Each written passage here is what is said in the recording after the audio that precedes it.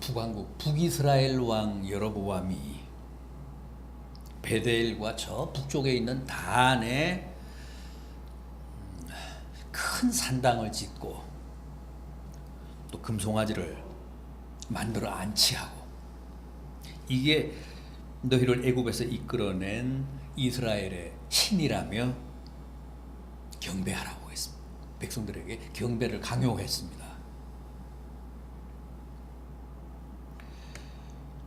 왜 그렇게 했을까요? 왜 그렇게 했죠? 북이스라엘 사람들이 분단 이후 남쪽 유다 땅이 된 예루살렘을 그리워하고 예루살렘 성전에서 하나님을 예배하고 싶어 했기 때문에 두려웠던 겁니다. 이제 곧 나를 배신하고 다 유다로 가겠구나, 예루살렘으로 가겠구나.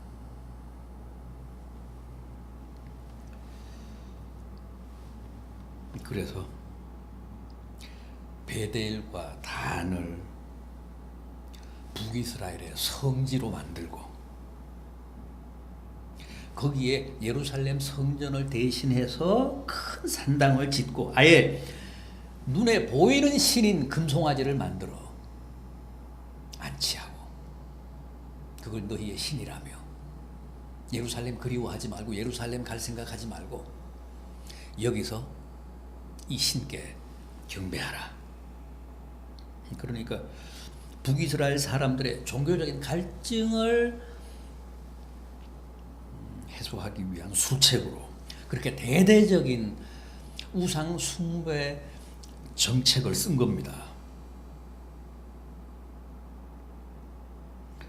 하나님이 진노하셔서 남쪽 유다 출신의 한 선지자를 보내잖아요.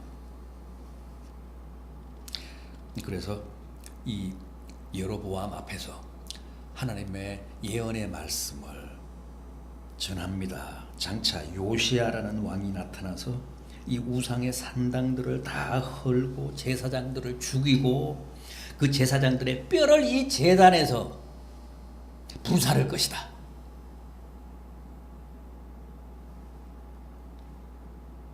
무서운 하나님의 심판을 그렇게 선포를 합니다. 예고를 하는데 여로보암이 그걸 듣고 있다가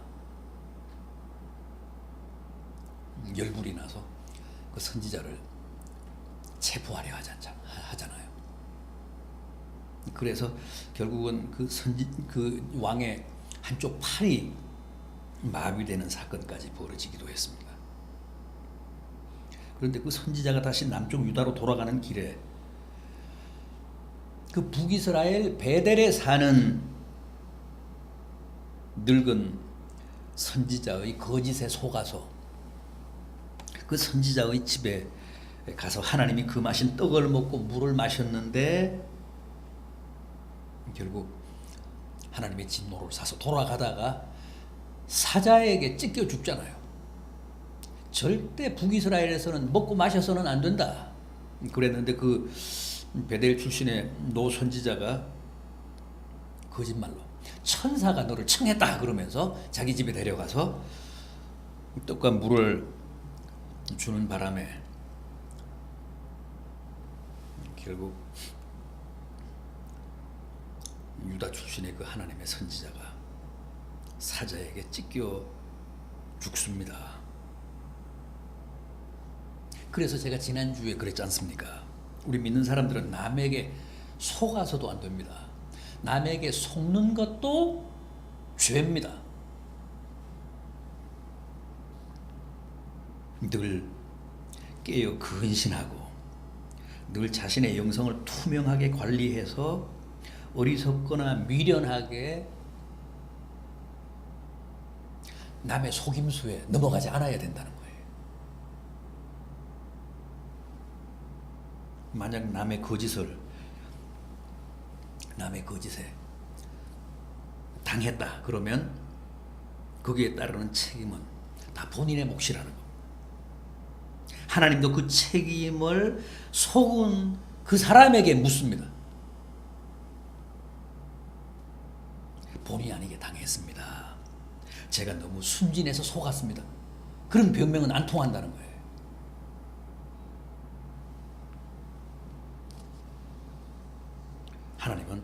냉정하게 어리석어서 당한 그 책임을 그 당사자에게 물으십니다.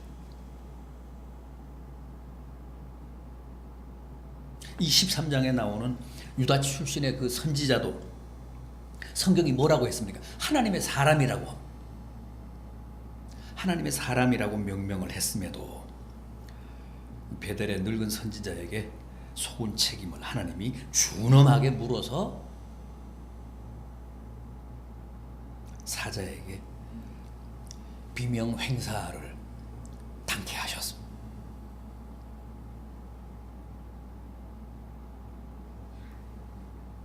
속인 사람도 나쁘지만 속는 사람도 선한 사람이 아닙니다. 속는 사람도 하나님 앞에서 그 어리석음에 대한 책임을 져야 합니다.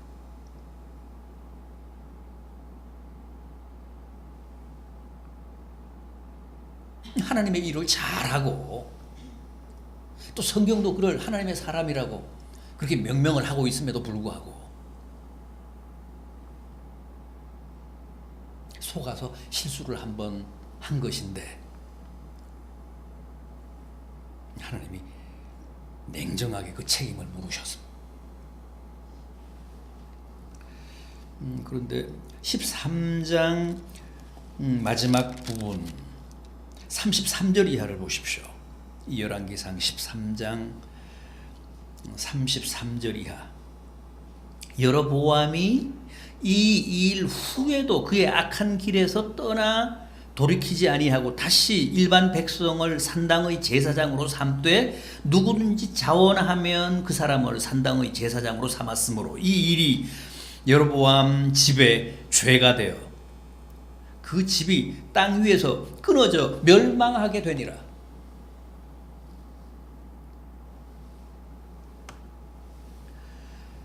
하나님이 유다에서 온 선지자를 통해 그 베델의 산당이 무너질 것이고 제사장들이 죽임을 당할 것이고 그 제사장들의 뼈가 그 제단에서 불살라질 것이라고 예언을 하셨음에도 그렇게 심판을 예고하셨음에도 여로보암이 여전히 그 악한 길에서 돌이키지 않았다는 거예요. 여전히 백성들을 금송아지 숭배로 이끌고 또 아무나 그 산당의 제사장으로 세워 백성들의 우상 숭배를 돕게 했다는 것.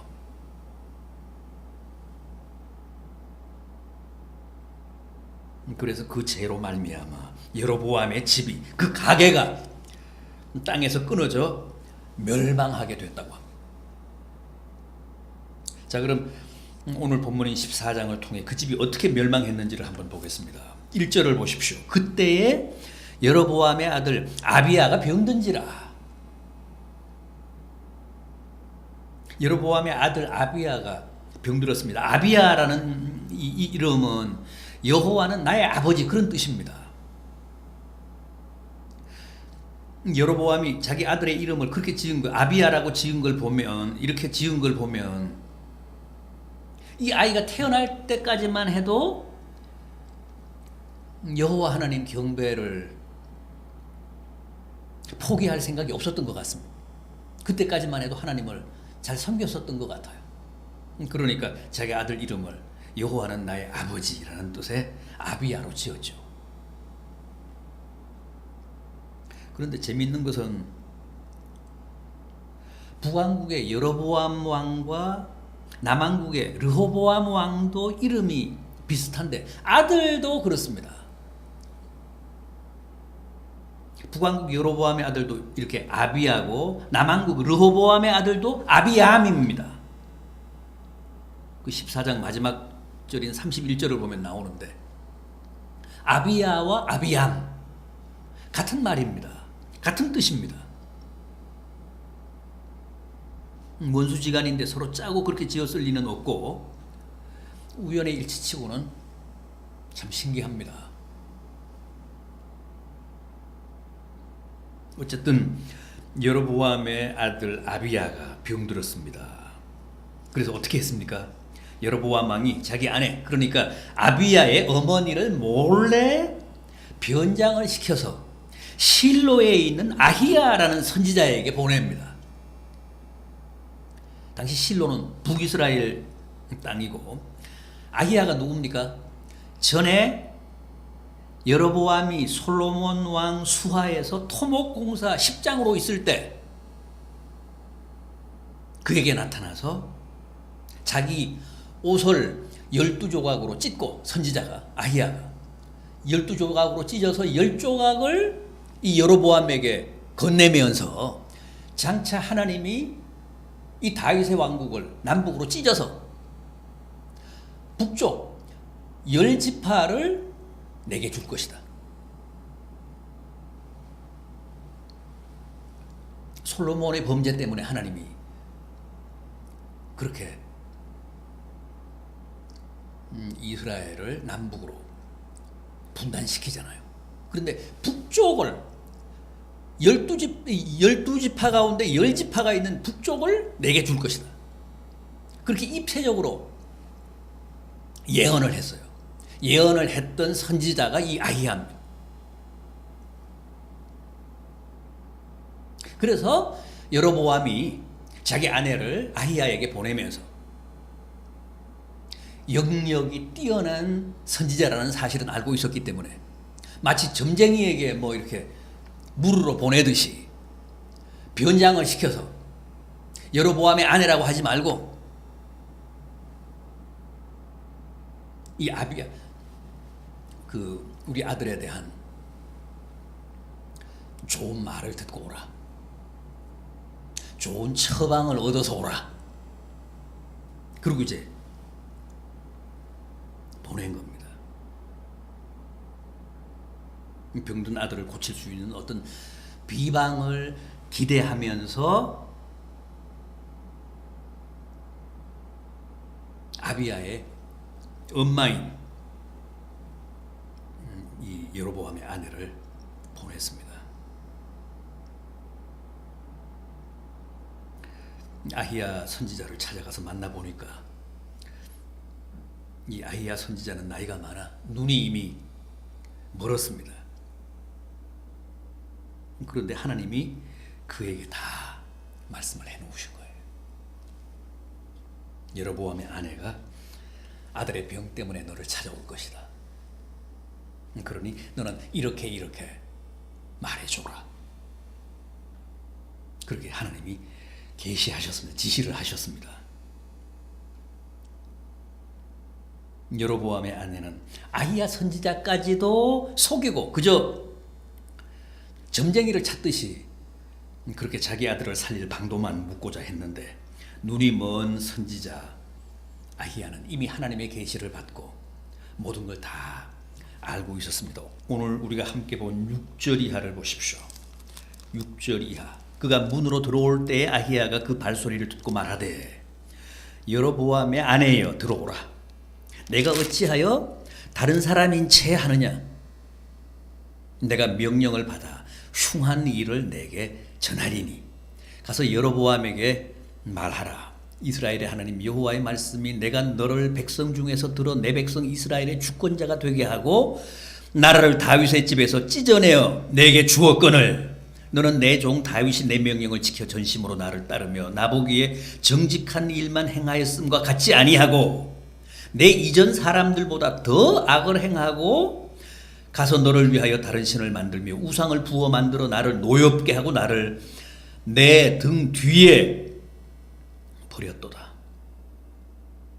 그러므로 내가 여로보암의 집에 재앙을 내려 여로보암에게 속한 사내는 이스라엘 가운데 매인자나 노인자나 다 끊어버리되 거름더미를 쓸어버림과 같이 여로보암의 집을 맑게 쓸어버릴지라. 여로보암에게 속한 자가 성읍에서 죽은 즉 개가 먹고 들에서 죽은 즉 공중에 새가 먹으리니 이는 여호와께서 말씀하셨음이니라 하셨나니 너는 일어나 내 집으로 가라. 내 발이 성읍에 들어갈 때 그 아이가 죽을지라. 온 이스라엘이 그를 위하여 슬퍼하며 장사하려니와 여로보암에게 속한 자는 오직 이 아이만 묘실에 들어가리니 이는 여로보암의 집 가운데에서 그가 이스라엘의 하나님 여호와를 향하여 선한 뜻을 품었음이니라. 여호와께서 이스라엘 위에 한 왕을 일으키신즉 그가 그날에 여로보암의 집을 끊어버리리라. 언제냐 하니 곧 이제라. 여호와께서 이스라엘을 쳐서 물에서 흔들리는 갈대같이 되게 하시고 이스라엘을 그의 조상들에게 주신 이 좋은 땅에서 뽑아 그들을 강 너머로 흩으시리니 그들이 아세라상을 만들어 여호와를 진노하게 하였음이니라. 여호와께서 여로보암의 죄로 말미암아 이스라엘을 버리시리니 이는 그도 범죄하고 이스라엘로 범죄하게 하였음이니라.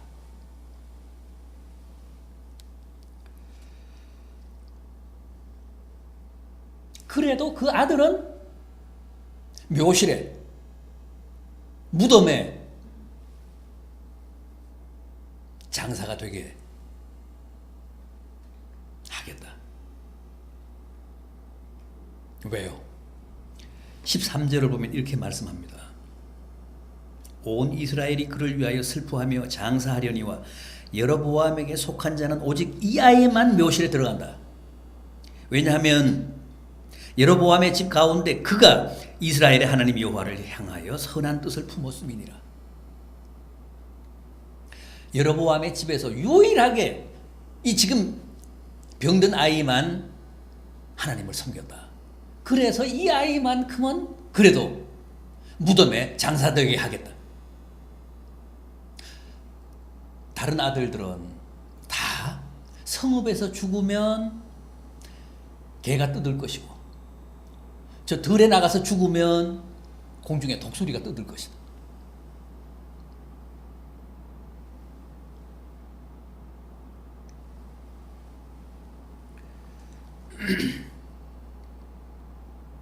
왜 이런 벌을 내리신다고요?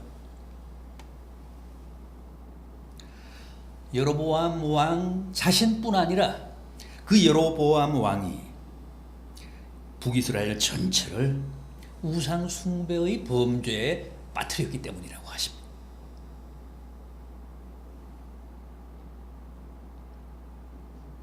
그래서 여로보암과 여로보암 가문에 내린 하나님의 무서운 심판이라는 겁니다. 보십시오.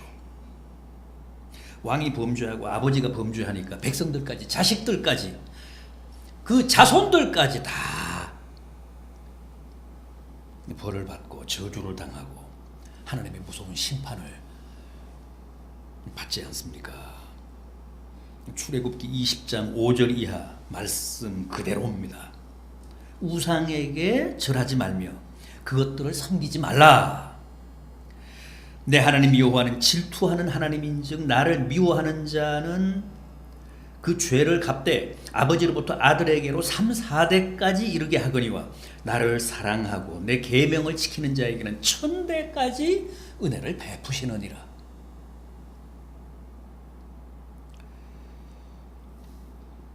부디 부모로 인해 자식 후손들이 화가 아니라 1000대까지 복을 누리는 가정들이 되시기를 진심으로 기원합니다.